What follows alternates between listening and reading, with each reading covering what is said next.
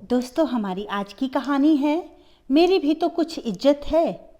काफ़ी रात हो चुकी थी और नींद थी कि आंखों से काफ़ी दूर। सीमा जी बहुत कोशिश करने के बाद भी नहीं सो पा रही थी। फिर अपने बेड पर उठकर बैठ गई और फिर लंबी सांस भरी और बड़बड़ाने लगी, मैं कितना भी अच्छा सोच लूँ या अच्छा कर लूँ, पर इसे अपना नहीं बना सकती। ये मनमुटाव लग रहा है कि कभी नहीं खत्म हो सकती।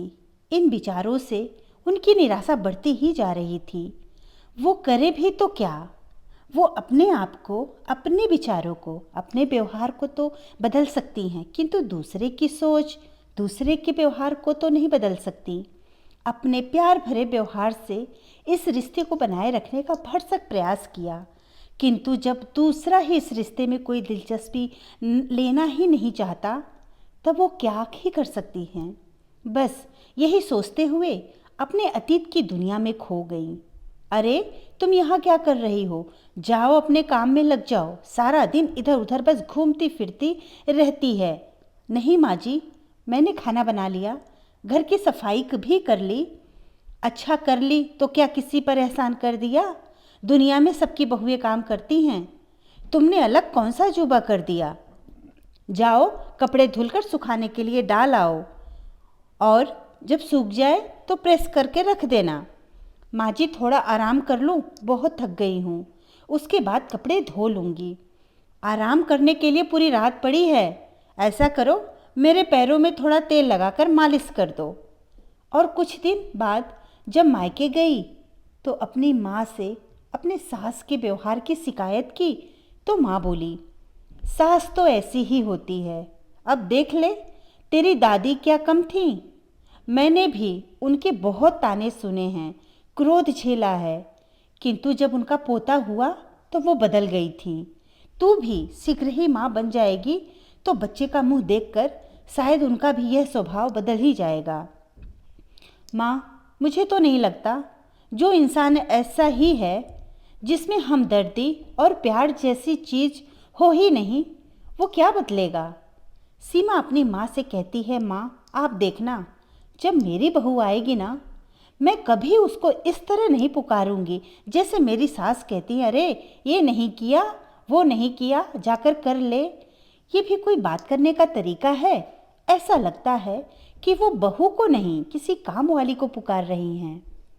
फिर माँ पूछी, दामाद जी अपनी माँ को नहीं समझाते हैं क्या? अपनी माँ के सामने मुंह ही नहीं खोलते। मैं भी नहीं चाहती कि मेरे कारण माँ बेटे में किसी भी तरह का मतभेद हो, किंतु मेरी भी तो कुछ इज्जत है कि नहीं? मैं एक दिन बहुत बीमार हो गई तो मुझे डॉक्टर के पास दिखाने के लिए भी माँ के कहने का इंतज़ार कर रहे थे। कुछ कहो उनसे तो अनसुना करके चले जाते हैं। अब ये भी कोई बात हुई? सीमा ने अपनी माँ से बहुत कुछ बताया, लेकिन कोई फ़ायदा नहीं हुआ, क्योंकि माँ अपने किस्से सुनाने लगती। माँ से कहकर अपने मन की बात को मन में थोड़ा हल्का कर लिया। फिर अपनी ससुराल आई और नए सिरे से जीवन जीने का इरादा बनाया, किंतु फिर मेरी सास में कोई बदलाव नहीं आया। बच्चे भी हुए, किंतु उनके व्यवहार में कोई परिवर्तन नहीं हुआ। जैसा कि मेरी माँ ने कहा था, मेरी जिम्मेदारियाँ और बढ़ गईं, पर अपनी जिम्मेदारियों को बड़ी ईमानदारी से निभाया। बस इसी इंतज़ार में थी, जब मेरी बहू आएगी तो माँ जी को मैं दिखाऊंगी कि बहुओं का भी कुछ मान सम्मान होता है, कैसे उन्हें समझाया जाता है, बात बात पर ताने और डांटा नहीं जाता। बहू के आने तक मम्मी जी तो नहीं रहीं, किंतु मैंने बड़े प्रेम से अपनी बहू को अपने घर में प्रवेश करवाया। मैं उसकी सास नहीं, माँ बनना चाहती थी। बहू के आने से घर खुशियों से भर गया। नई सोच, नए विचार और विश्वास से आगे जिंदगी की शुरुआत करना चाहती थी। आधुनिक सास बनकर उसे खुशियाँ देना चाहती थी। बहू के लिए पहले ही उसके हनीमून के टिकट भी मंगवा दिए। जब मैंने उसे बड़े ही अरमान से बताया तो वो खुश ही नहीं हुई और बोली, आपने ऐसे ही हमसे बिना पूछे कैसे हनीमून का टिकट बुक करा दिया? नहीं बहू, बेटे से पूछकर ही बुक किया था। पर ये क्या? बहू ने मेरे बेटे को घूरा और अंदर बात करने के लिए ले गई। मैं अपने आप को पहले ही कोशिश में ठगा सा महसूस कर रही थी। मेरे समय में तो सास ने आते ही काम पर लगा दिया था, घूमने का तो जिक्र भी नहीं हुआ था। अपने मन को समझाया, बेटे और बहू में कोई हस्तक्षेप नहीं करना चाहती थी। बहू अपनी इच्छा अनुसार सभी काम करती। उसे घर में आए हुए 1 महीना हो गया। फिर मैंने कहा, बहू आज रसोई की रस्म कर लेते हैं। उसने कोई जवाब नहीं दिया। मैं सिर्फ यही चाहती थी कि बहू भी अपनी जिम्मेदारियां संभाले, किंतु वो तो जैसे तैयार ही नहीं थी। रोज देर सुबह से उठना, फिर फ़ोन पर हर समय बातें करना, शाम को बेटे के साथ घूमने जाना। फिर एक दिन मैंने बड़े ही प्यार से समझाया भी। मेरी बात सुनकर बिना कुछ बोले चुपचाप चली गई, जैसे उसने मुझे सुना ही नहीं।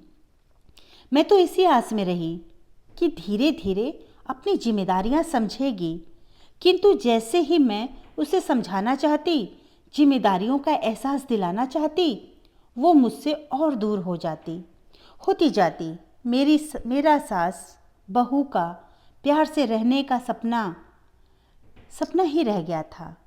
उसने तो जैसे मुझे अपना दुश्मन ही मान लिया था। आज उसके चचेरे भाई और भाभी आए। मैं बाहर ही बैठी थी। बहू ने मेरा परिचय तक नहीं कराया और उन्हें अंदर लेके चली गई। क्या बताऊं भाभी, मैं तो यहाँ आकर फंस गई। मेरी सास की नज़र पूरे दिन मुझ पर ही रहती है। इन बूढ़े बूढ़ी की सेवा करते रहो। मैं तो बस इस इंतज़ार में हूँ कि मेरी जॉब जल्दी से लग जाए और मैं ऑफिस जाना शुरू कर दूँ। तब जाकर मुझे थोड़ी सुकून मिलेगी। सीमा जी चाय लाती हुई बहू की बातें सुन ली। बहू के भाई भाभी को चाय देकर तो चली गई, किंतु उनका मन बहू के उन शब्दों से बहुत ही आहत हुआ। लेकिन सीमा जी अब समझ चुकी थी कि मैं चाहे कितनी ही कोशिश कर लूँ, मेरी बहू मेरे प्यार को कभी नहीं समझेगी। लेकिन उसकी बातों से जो दरार मेरे मन में हो गई है, उसे वो चाहकर भी नहीं भर सकेगी। जिसको जो चीज़ मिल जाती है, उसकी कदर ही नहीं रहती। उसे मेरे और उसके रिश्तों की कोई कदर नहीं है। बदलाव और सहयोग तो दोनों ही तरफ से होनी चाहिए। कोई एक ही इंसान अकेले कब तक उस रिश्ते को संभालने का प्रयास करता रहेगा। सास ससुर के प्रति ऐसे विचार रखती है हमारी बहू। हमारे प्यार का इतना बड़ा अपमान, हमारे घर में हमारी ही बुराई, वो भी अपने रिश्तेदारों से। क्या बहू को झूठ बोलते हुए एक बार भी आत्मग्लानि नहीं हुई? आज इसी बात के कारण सीमा जी की आंखों से नींद कोसों दूर थी। बहू को रास्ते पर लाना जरूरी था।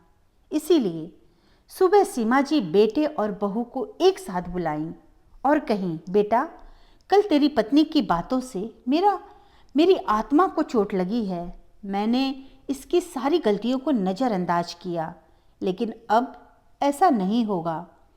फिर अपने बेटे की तरफ देखते हुए बोली, अगर इस घर में रहना है तो तुम्हारी पत्नी को बहू होने के सारे फर्ज निभाने होंगे। अगर तुम अपनी पत्नी को नहीं समझा सकते तो तुम लोग कहीं और रहने का अपना व्यवस्था कर लेना। मैं अब और अपमान नहीं बर्दाश्त कर सकती। मेरे घर में रहना है तो तुम दोनों को अब मेरे हिसाब से रहना पड़ेगा। इस बात को मैं दोबारा नहीं कहूँगी। इस घर में मेरी मर्जी के बगैर अगर कुछ भी हुआ तो सीधा प्रॉपर्टी से बेदखल कर दूंगी। धन्यवाद दोस्तों। कहानी अच्छी लगी तो लाइक और सब्सक्राइब जरूर करिएगा और अपने दोस्तों को शेयर भी करना ना भूलें।